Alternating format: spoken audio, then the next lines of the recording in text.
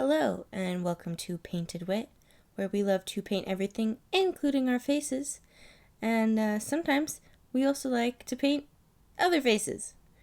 So this is a painting I did for MerMay. If you're within the artist community, you've definitely heard of it. A lot of artists do a painting of a mermaid every day for the whole month of May. And it's really fun to see the different kinds of mermaids that they come up with. Shark mermaids, jellyfish mermaids, and like this, a traditional mermaid. So I'm starting here with it sketched out. I did not want to have to fiddle around with that part on camera. So I figured out what I wanted, and then I started to go in with the paint.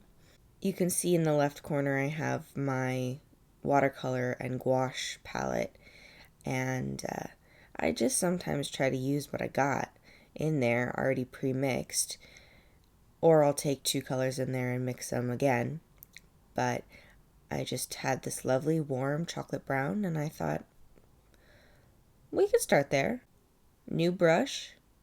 Now we're starting on the rock that she's sitting on. I just picked a sort of green-gray that was already on the palette. You can see I got a little red in there, but I'm not stressing. It's watercolor, so I'll either just blend it out later, add more color on top of it, or, just let it be.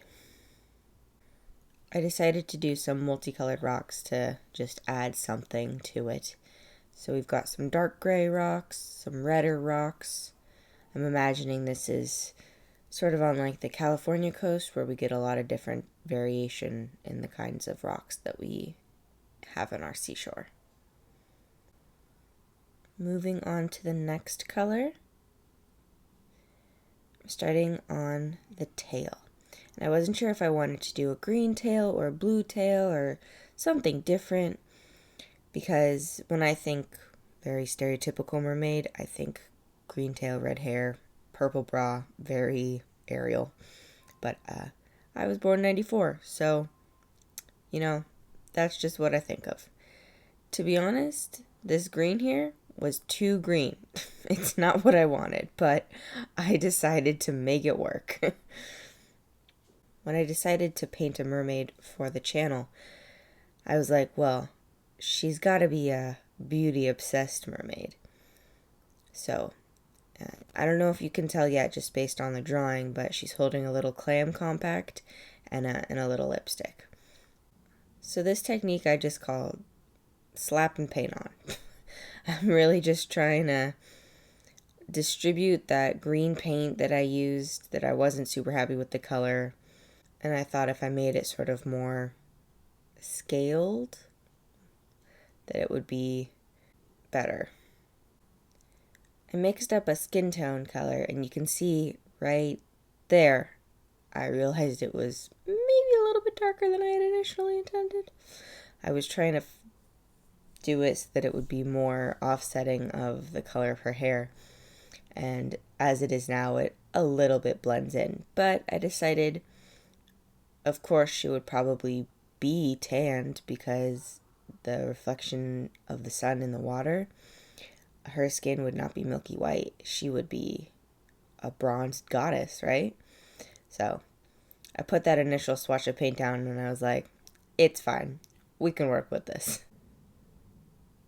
Here you can see I'm adding a little shading detail. Nothing too drastic, just to add some definition. Next I move on to some of the sea life that is living on this rock. Of course, we have some lovely coral in a very traditional coral color. And then I move on to the sea anemone and some other UCBs, unidentified coral bits. I just sort of looked up the word coral and drew what I saw. It took me a while to decide what to do for the color of the compact. I went with blue, and I can't tell you why. And then I moved on to more of the facial features. So I've done the eyebrows. I did them with a lot of care. Her eyebrows are on fleek. And then I went to her eyes, and I decided to give her lovely brown chocolate eyes to go against her auburn hair. And then I just started adding a little bit more defined detail.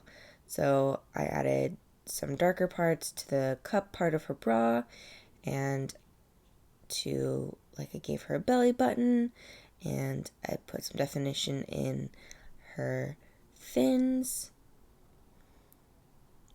and her little barrette that is, also like a starfish. And then I moved back into the definition on her tail, since that underlayer had pretty much dried up by then. I tried to add as much scale dimension as I could. I added different colors, lots of patting motions with the brush. And I went back into the sea life as well to add some definition. Oh, and then I had to give her red lipstick. Of course I did. She's a fancy lady. And lots of blush, because, that's in style. And then I moved on to the background. And I decided to just give it sort of a washy blue background. I'm always a very impatient watercolorist. I had to wait a little bit in between doing my final touches on the details of my lady, and then also doing the wash of the background where it wasn't going to bleed together. That is the hardest part I find about watercolors, is just the waiting. God, I love an acrylic. Speaking of acrylic, here is some white acrylic that I used for some highlight definition. I added on some barnacles, and I decided to give her some pearl jewelry. That's my favorite kind of jewelry to wear, and I figured she would definitely have some. And I thought, why not add some shiny scales as well? Then I went in with this micron pen. I like putting black outlines around my illustrations. And there she is. I added my signature at the bottom, and she's done. My perfect little beauty mermaid. Thanks for taking the time to watch this paint with me.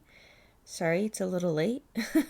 It's not in May, but I hope you enjoyed it nonetheless.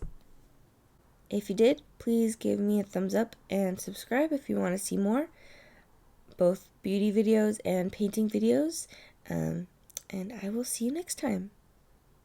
Bye.